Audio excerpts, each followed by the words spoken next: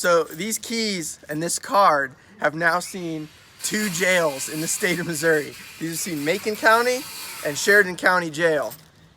Now they're back here. We're gonna get some work done. Yep. All right, we're in here. We got this place torn up. This place is ripped up, but John and DJ ripping it up.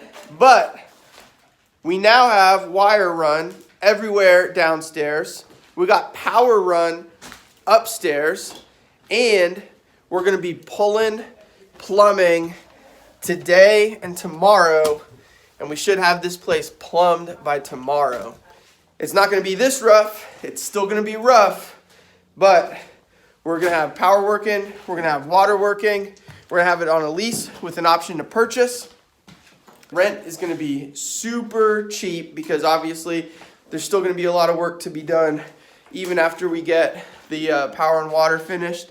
And so after we get the power and water finished, there's still gonna be some more work to do, but rent's gonna be super cheap, so it'll be totally worth your time getting that done.